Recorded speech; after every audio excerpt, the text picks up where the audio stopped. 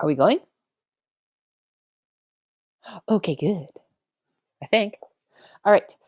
So hello and the oh, welcome to the cell cycle. Hooray! As you know, I hope already, the cell cycle is kind of a process by which a cell first grows, divides, grows again, divides again, etc., and so on. And okay, that was really loud. Did you hear that? You hear a really loud ding? Well, I did. Anyway, this process, again, the cell cycle, and we're going to look at the cell cycle in both prokaryotic cells, which is very simple, and eukaryotic cells, which is very not. All right, so prokaryotic cell cycle. DNA, as we know, our genetic information, is the most important thing that gets passed on during cell division. All right. DNA of a prokaryotic cell is very different from DNA of a eukaryotic cell. There are many differences, but most obvious difference, DNA of a prokaryotic cell is in a single circular chromosome. Okay, so rather than a long, twisty chromosome like eukaryotic cells, it's a single twisty chromosome. Okay, in circle. Prokaryotic chromosomes are also not contained in a membrane-bound nucleus. They're found in a region called, anyone? Anyone? Yes, that's right, the nucleoid. ID. All right. Prokaryotic cell cycle is very simple. It's a long period of growth followed by fission. Okay, and this is a special kind of prokaryotic division. And fission comes from a Latin word meaning to split into two. Okay, fission occurs in 5 stages. Okay, then we're going to talk them through quick, and then there's a nice, lovely diagram at the end. So there's a growth phase, okay, and the chromosome is usually attached at some point. So here's my cell, here's my chromosome, and it kind of attaches to the plasma membrane, kind of holds it in place. During the growth phase, the DNA replicates, right? So we're going to make a copy because, again, if I want to have 2 cells with the same DNA, I have to make a whole extra copy. I can't just tear the DNA in half and give it to the 2 cells because they won't have the same DNA. Okay, so we always must have DNA replication before cell division. Always, always, always. And once the chromosome replicates, it will produce 2 identical chromosomes. And now both of these chromosomes will attach to the plasma membranes at separate sites. Okay. And then after DNA replication, there's going to be more growth. Cell increases in size. And as it grows, it's going to add new plasma membrane between where the chromosomes are attached, and this pushes the chromosomes further apart. Okay. So as the plasma membrane we add plasma membrane, the cell is going to, so you have a bacteria cell like this, then it gets longer, and then it gets longer. And then step 4, the plasma membrane starts to grow inward between, okay, so as I have my chromosome copies there and there, and now they're there and there, and now they're there and there. So then the plasma membrane starts to grow in between where the chromosomes are. Okay? And eventually, the 2 sides grow in, they touch, they fuse, and bam, fission. Okay? And then that gives us 2 daughter cells, and they each have their own chromosome, and the daughter cells are, of course, genetically identical. Okay, fission. So let's see that again. Here we have step 1. Okay, a chromosome attaches to the plasma membrane, And then step 2, DNA replication. Always has to happen before your cell can divide. Always, always, always. Then the cell will grow, adding new plasma membrane in between the sites, and the chromosome get a little bit further apart, and the plasma membrane starts to grow in. What do you want?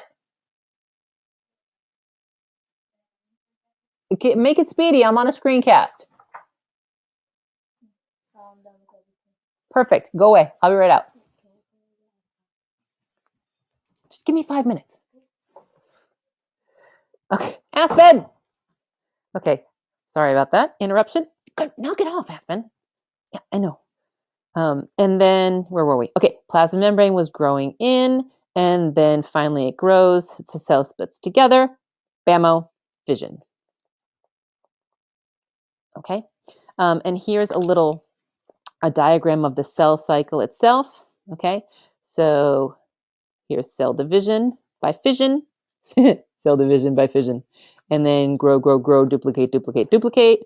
And what happened? Okay, forget that. But you see it's circular like this. You're gonna see this kind of circular representation of a cell cycle again very shortly. All right, so that is the prokaryotic cell cycle. Now, here's the eukaryotic cell cycle. Eukaryotic cell cycle consists of 2 main phases. And this is a little bit more complicated because eukaryotic cells are a little bit more complicated. Cell cycle consists of 2 main phases, 1, interphase, and 2, cell division. Okay? And interphase is basically defined as the time between cell divisions. Okay?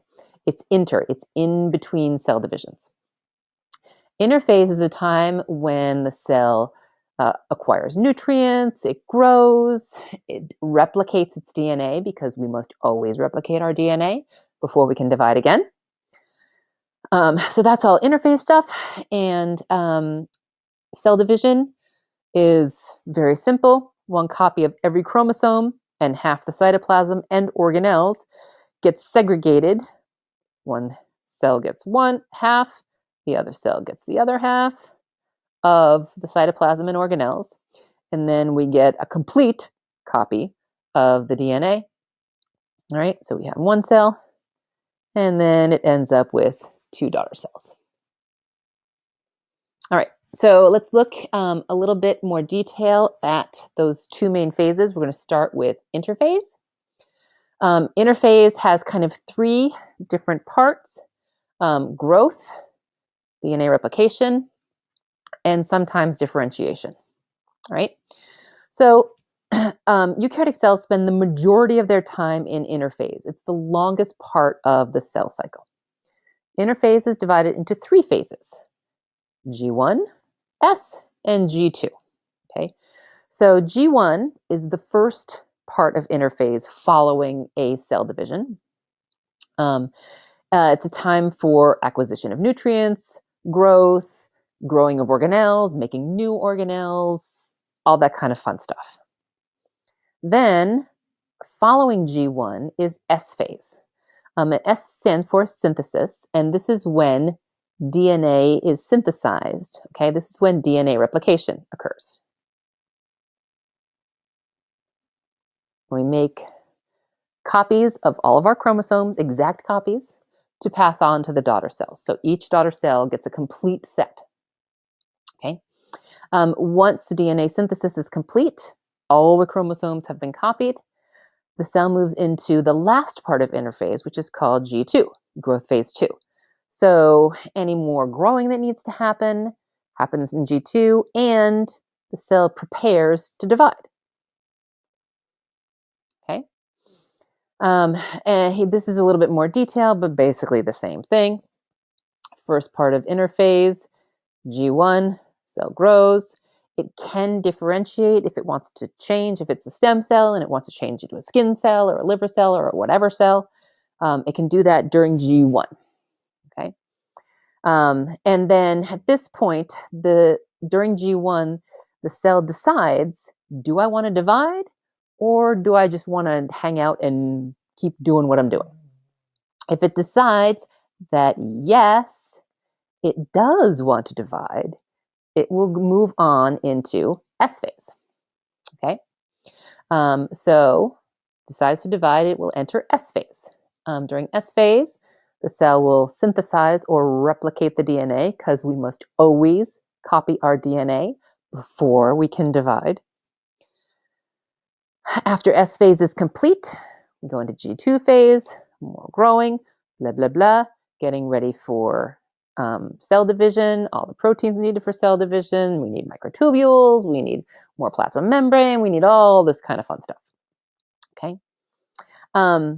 This is a good point to make right here. The cell cycle is very carefully controlled. Okay.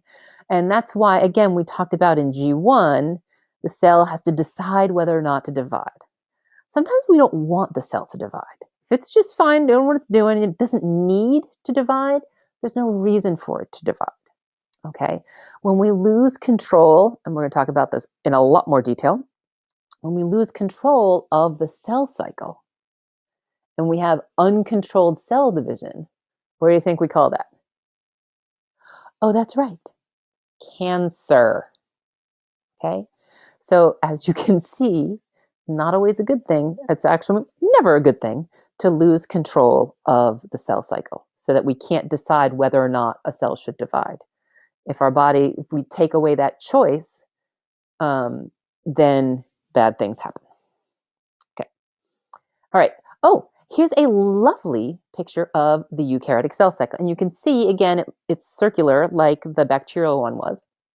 And we're going to look mainly at the yellow region first because that's our interphase. See here, yellow is interphase. So from here all the way around to here, that's my interphase. Okay, here's G1. Okay, growth and differentiation. Here's my S phase, synthesis of DNA. Once that's complete, we got G2. Okay, preparation for division. Then once G2 is complete, we're ready to go. Can go through this other part of the last part of the cell cycle, this part here, which we call M phase. All right. So after the completion of G2, we go into M phase, which during which the mitotic cell division, so we have mitosis and cytokinesis are the two parts of M phase. Okay, mitosis, which we will get into detail shortly, is the division of one cell, one parent cell, into two daughter cells. Okay, this process, again, two steps, mitosis and cytokinesis. Mitosis is division of the nucleus, separation of those chromosomes, making sure each daughter cell gets a complete set. Okay. And then cytokinesis, which is division of the cytoplasm. Okay, we sort out to make sure you get 3 mitochondria and you get 3 mitochondria and you get half the ER and you get half the ER and you get half the Golgi and you get half the Golgi. Even Stevens. Well, mostly even Stevens. It's close to even Stevens. All right. Mitotic cell division takes place in all eukaryotic organisms. This is how we grow. Okay. It's a mechanism of asexual reproduction. Asexual reproduction, if you call, produces clones. Clones are identical genetically. They may not have exactly the same amount of ER, cytoplasm, blah, blah, blah, but they are identical genetically. Okay. After mitosis or after M phase, the cell cycle starts again. Okay. And this again, this here is how a fertilized egg can grow into adult with trillions of specialized cells. We have about 10 to the 19th cells in our body, and there are over 200 different types of cells in our bodies. So it's pretty impressive how one cell can turn into 10 to the 19th cells. It's pretty kind of cool. Okay. This is also, mitosis is also how stem cells reproduce to make more stem cells so that we have those to make other types of cells. Okay. Oh, that's it. the end. Yay, cell cycle.